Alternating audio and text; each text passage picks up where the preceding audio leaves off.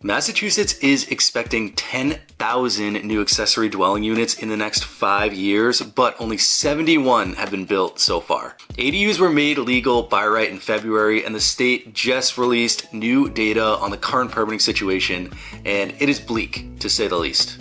I'm going to dig into that a little later in the video, but I want to get started by zooming out to show you why housing production matters so much and how ADUs fit into the bigger picture of restoring affordability in Massachusetts, and then we'll take a look at what the data is saying about our progress.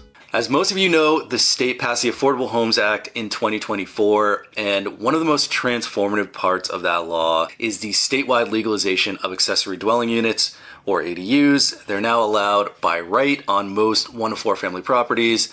No owner occupancy requirement, no special permits, and in many areas, no additional parking required near transit. If you want to learn more about this, you can check out this video where I have linked up here, where I go over everything in great detail. It's a big step, but to understand what this means, we need to compare the potential scale of ADU production with the overall size of the housing problem. But very quickly before we do that, if you're interested in following the ADU movement and housing affordability solutions, please consider subscribing to the channel, as I'll be putting out more info on that in the near future. And if you have any feedback on ADUs, or if I get anything wrong here, just drop it in the comments, because I'm always looking for the most accurate info to keep my videos as useful as possible. So back to the housing problem. According to the Boston Indicators report and estimates from Senator Will Brownsberger's office, Massachusetts needs about 200,000 new housing units over this decade just to restore balance to the market. Now that breaks down to roughly 53,000 units to reach a healthy vacancy rate, 116,000 to meet expected population and household growth, and another 30,000 to address the backlog of unmet demand. Now, compare that to the ADU provision in the Affordable Homes Act, which the state projects will create about 8,000 to 10,000 new ADUs over the next 5 years. That's only about 5% of the total housing need. So while ADUs are an important part of the solution, they're definitely not like a silver bullet. They're one piece of a much larger puzzle, one that includes multifamily zoning, adaptive reuse, and streamlined development at every scale. You might be familiar with the MBTA Communities Act. That's one that is addressing multifamily zoning throughout the state. Now, here's something that sometimes gets lost in the housing debate. When we build more homes, prices stabilize and eventually they fall. It's basic supply and demand. We have clear evidence to back it up. Take Austin, Texas, one of the fastest growing cities in the US. Now, over the past few years, Austin permitted new housing at one of the highest rates in the nation, around 9 new multifamily units per 1,000 residents per year. That's over 60% higher than most comparable cities. And what happened? Rents actually fell, as we would expect. In early 2025, average rents in Austin were down more than 4% year over year, even as demand stayed strong. That's a key piece there.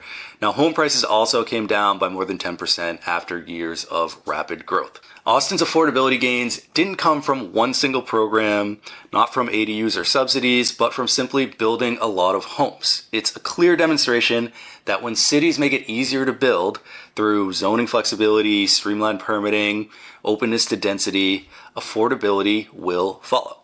So if we really want affordability in Massachusetts, we have to look at this as a supply problem, not just a policy problem. And don't get me wrong, Austin is very different from Boston in many ways. We have less land, different politics, denser neighborhoods, which makes supply a lot more complicated to add. But if we can get it done, it will help affordability.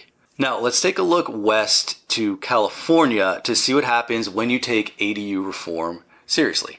I'll be the first to say I'm not a huge fan of many California policies, but in this case, I do think they got it right on housing. So back in 2016, California began systematically dismantling the barriers to ADUs. They eliminated local discretionary reviews, allowed both ADUs and junior ADUs on single-family lots. They capped fees, they reduced parking mandates, prohibited owner occupancy rules. They even allow ADUs to be sold separately, which I really hope is something that Massachusetts will adopt in the future.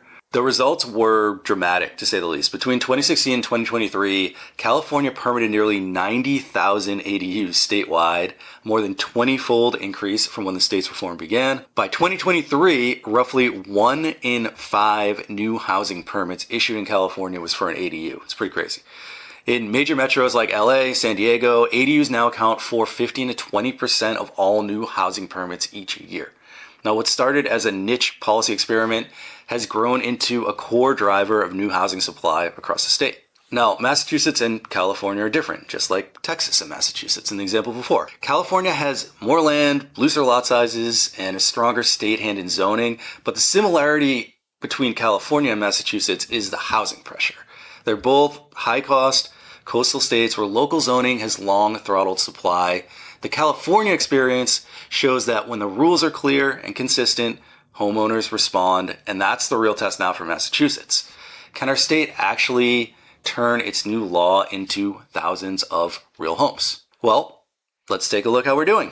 The state just released ADU data for the year, and the numbers are a bit discouraging, I would say. So far, we have 844 applications received statewide, and this includes Boston proper, which has different ADU rules.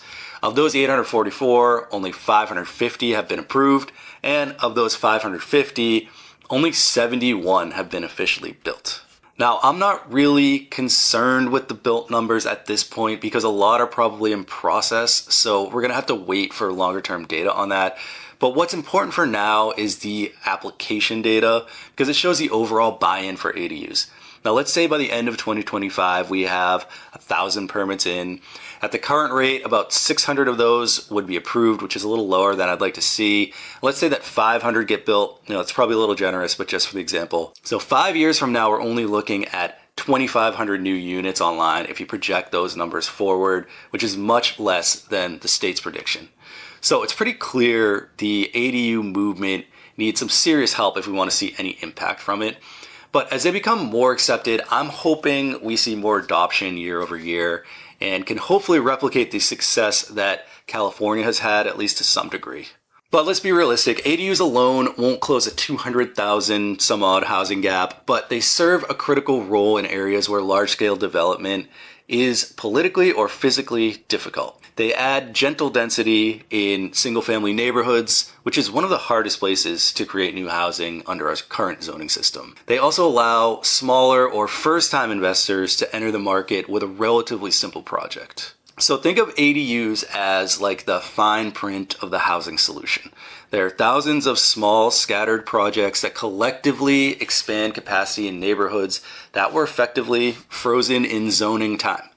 They also help diversify housing options. They're smaller, lower cost units that can serve retirees, students, and young renters without changing the character of your block. And for homeowners, they're one of the few ways to directly participate in addressing the housing crisis and building wealth at the same time, which is one of the reasons why I really love them. So the real question now is execution. So even in California, ADU growth didn't happen overnight. It took years of policy fine-tuning, homeowner education, and most importantly, a reliable approval process that people trusted and adopted. For Massachusetts, I think success will depend on 3 things. First is awareness.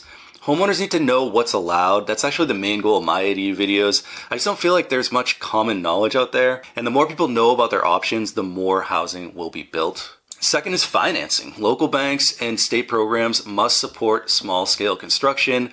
We're not really seeing that right now, but I'm hoping for more loan products on the way as ADUs gain in popularity. The third is consistency. Towns must actually implement the law in a predictable, by right way and not put up barriers. Again, we've seen towns that are super favorable of ADUs. We've also seen towns that are kind of pushing back on it. So until everyone sort of rallies around the ADU movement, we're not going to see the impact that we'd really like to in terms of housing production. There's also an opportunity here for builders, designers, and investors to step in. They can offer things like pre-approved plans, turnkey ADU solutions, and cost-efficient modular construction. Because the reality is, if every homeowner who could build an ADU actually did, we'd be looking at tens or hundreds of thousands of new homes, not just thousands. The lesson from Texas and California is simple. When you increase housing supply, prices respond. I've been saying the same thing on this channel for a long time now. The same principle holds true everywhere. Massachusetts is no exception. So when we talk about ADUs, don't think of them as a niche or a side project. Think of them as one practical, scalable step towards closing a housing gap that took decades to create. Now, Massachusetts just needs more homes. The Affordable Homes Act is a major step forward, and ADUs are one of the most promising tools in that toolbox. They won't solve the crisis alone, I'm not going to say that, but they represent a culture shift from saying no to new housing to finally saying yes. So thanks for sticking around for the video. If you're interested in learning more about ADUs, here's a couple of my other popular videos. And if you're thinking about creating an ADU of your own, I partner with a GC for start to finish conversions and builds. So you can head over to my site at yourmassadu.com to learn more. Thanks for watching, and I hope to see you next video.